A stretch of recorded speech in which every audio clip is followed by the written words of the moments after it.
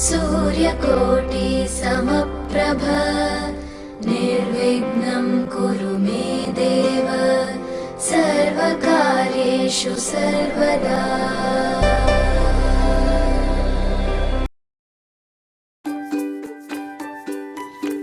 ఏకాదశి అనేది చాలా మంచి రోజు. వ్యాపారం ప్రారంభించడానికి, శుభకార్యాలకు ఇది చాలా ప్రసిద్ధమైన రోజు. సంవత్సరంలో ఏకాదశి తిథి 24 సార్లు వస్తుంది. ఏకాదశి అంత గొప్ప తిథి ఇంకొకటి లేదని అంటారు పెద్దలు. ఏకాదశి రోజున ఉపవాసం ఆచరించాలి. మితాహారం తీసుకోవాలి. ముఖ్యంగా పాలు, పండ్లు, పండ్ల రసాలు లాంటివి తీసుకోవాలి. పప్పు ధాన్యాలు లాంటివి ఆ రోజు తీసుకోకూడదు. ఏకాదశి రోజున ఉపవాసం ఉండడం వలన మనం చేసిన పాపాలు తొలగుతాయి.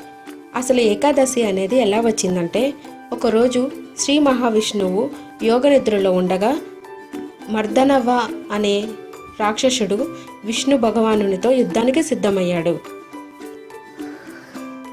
మహావిష్ణువు యోగ నిద్రలో ఉండడం వలన ఆయన నుండి ఒక సుందరి ఉద్భవించి ఆ సుందరిని చూసినంతనే మర్దనవుడు ఆకర్షితుడై ఆమెను పెండ్లి చేసుకోవాలనుకున్నాడు. దానికి ఆ సుందరి ఒక షరతు విధించింది. తనను పెండ్లాడాలంటే తనతో యుద్ధం చేసి గెలవాలని చెప్పింది. అది విన్న రాక్షసుడు ఆనందంతో యుద్ధానికి సిద్ధమయ్యాడు.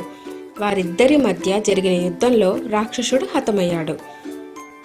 సుందరి యొక్క దృఢ సంకల్పానికి శ్రీ మహావిష్ణువు మెచ్చుకొని ఆమె శ్రీ మహావిష్ణువు యొక్క ఏకాదశ ఇంద్రియాల నుండి ఉద్భవించడం వలన ఇక మీదట నీవు ఏకాదశి అనే పేరుతో పిలువబడతావు అని వరమిచ్చాడు.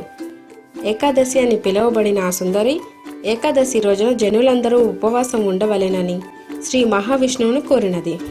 ఈ విధంగా ఏకాదశి రోజున ఉపవాసము చేసి విష్ణువును పూజించిన వారు పాపాలు నశించి సుఖ సంతోషాలతో వర్ధిల్లుతారని చెప్పబడినది.